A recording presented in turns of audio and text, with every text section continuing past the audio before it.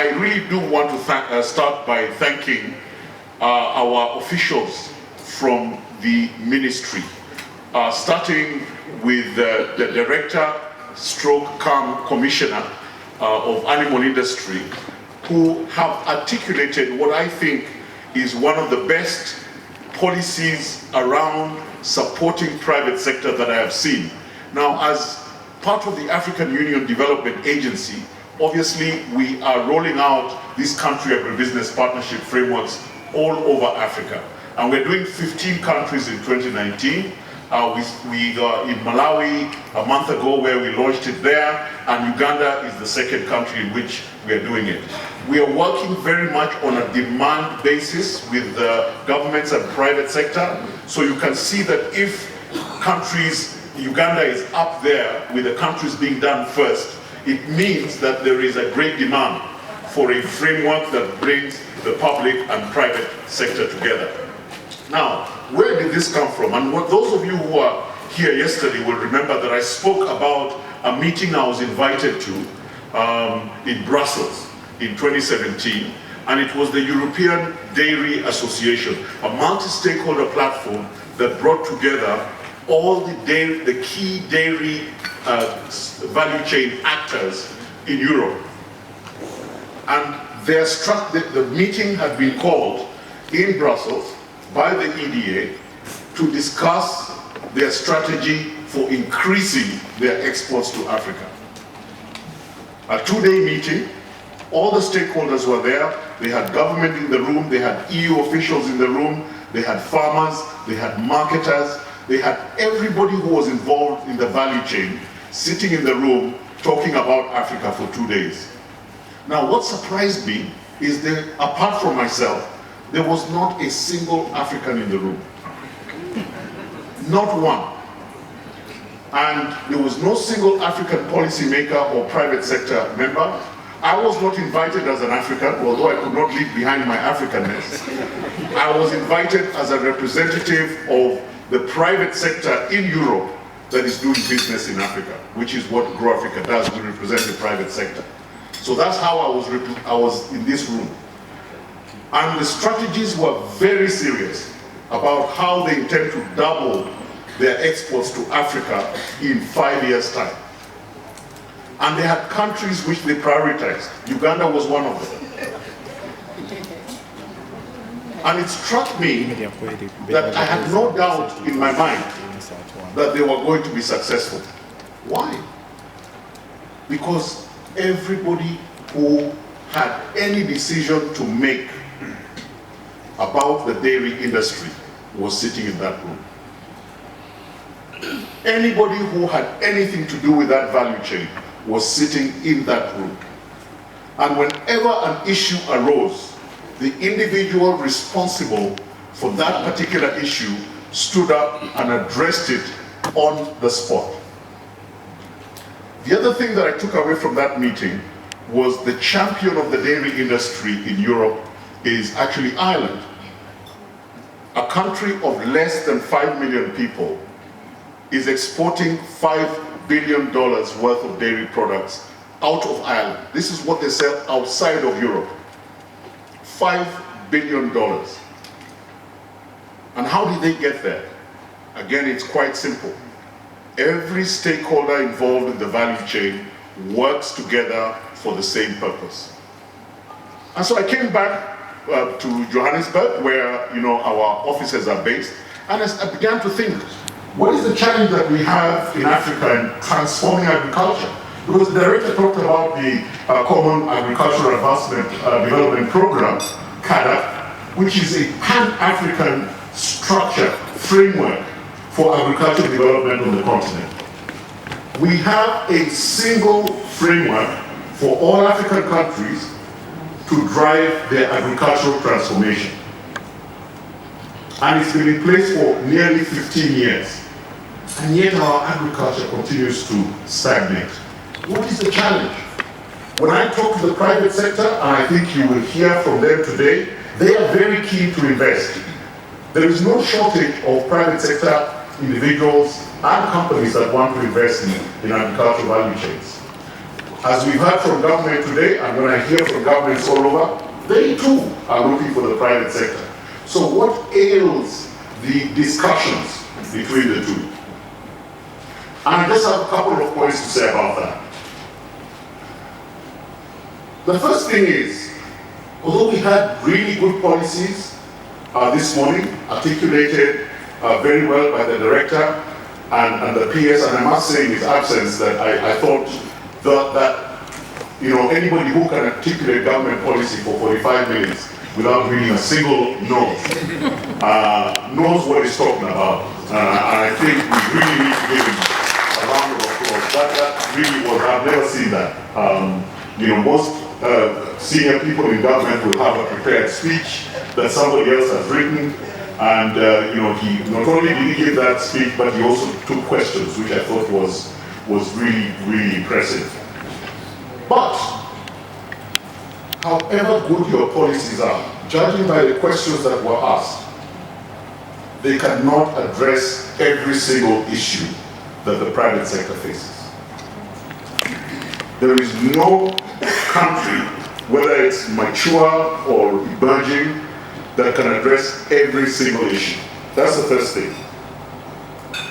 We've also seen today that some issues affect certain value chains, and some issues do not affect the same value chain. So you might have a challenge that is there in one value chain, it's not there in another value chain. How do you have that discussion that allows you to address specific issues to a specific investor? Third, again, as we had today from the answers the PS gave, not all issues affecting agriculture sit within the Ministry of Agriculture. There's a requirement for interdepartmental, interministerial activity. There are things that are affected by Ministry of Finance, Ministry of Trade. The issues of border closures are even Ministries of Foreign Affairs. How do you get that internal alignment?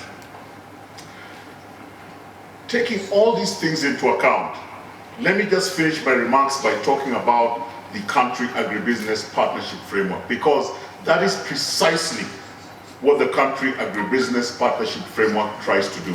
In short, we call it CAPEF.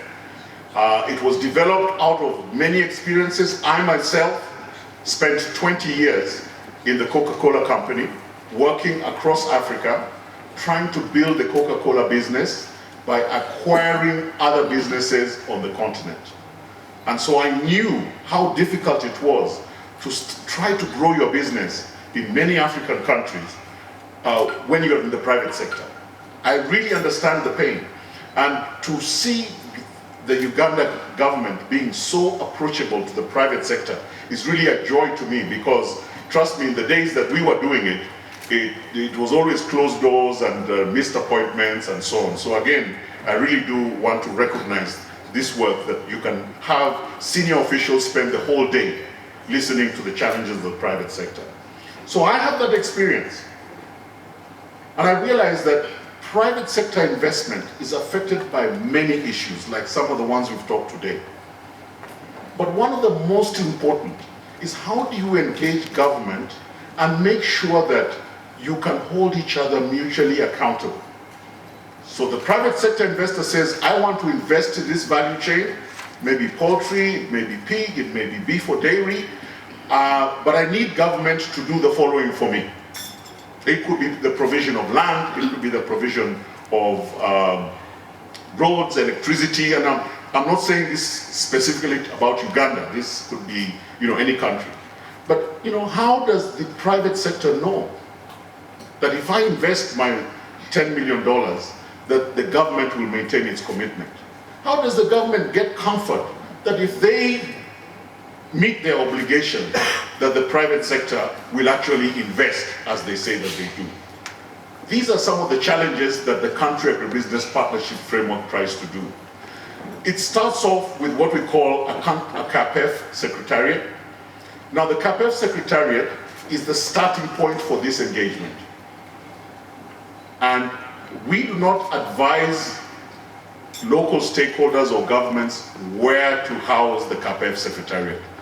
But the only thing I would say is that the CAPEF Secretariat needs to be friendly and approachable by the private sector. The private sector needs to feel that if they go to the CAPEF Secretariat with their issues, that those issues will be solved and taken seriously. So the CAPEF Secretariat could be housed in a public institution or in a private institution. In some countries, the government has actually institutionalized the Secretariat and created an institution that works specifically for agribusiness. This is an investment promotion center. It works specifically for agribusiness because of the challenges in agribusiness. The CAPEF Secretariat looks at each investment on a value chain basis and understands the challenges that that investor would face, and pulls together the different actors in the public sector, as well as farmers, as well as civil society, to come together to make this investment effective. Out of that interaction, we get what is called a term sheet. That term sheet lists the obligations of all the actors in that particular required to make that particular investment effective. This term sheet is then surfaced up to the permanent secretary's level. Again, it's an interministerial permanent secretary's committee that also brings in private sector CEOs and representatives of alliances like UAA to give executive level approval to the term sheet. And then thirdly, once that is approved at the executive level, it is sent to a council of ministers. And the council of ministers gives that investment with the political blessing, if you want. The idea is that it is likely, if this is working properly and effectively, that there will be 10, 15, 20, maybe in the future 100 such term sheets being approved on a monthly basis in cabinet, so that we can really work towards transformation. I'm very happy to say that we've been working with the government of Uganda and with UAA over the last 18 months to get CAPEF launched here in Uganda, and it is now ready for launch, and within the next few weeks you'll be hearing announcements about that. So that's all I'm going to say about CAPEF today. There'll be further engagements, but I really do appreciate the time and the work that has been put in place by UAA and the government to get us to this particular point. Thank you very much.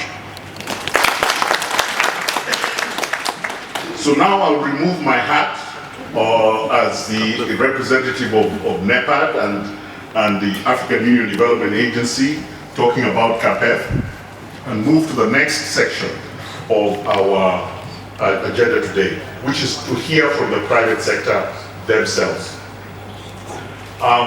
CAPEF, and I think it's appropriate that I should do this because CAPEF obviously is about bringing both actors together to speak in a frank and effective manner. And so for me to sort of moderate this session, I'm going to ask each of our private sector members again to be very brief. I'm asking you to focus on your elevator pitch. What is it that you want this audience to take away? What are the partnership opportunities you're looking for? What are the public sector commitments you would like to see that you haven't already seen in what has been presented? And what other things would make you more successful?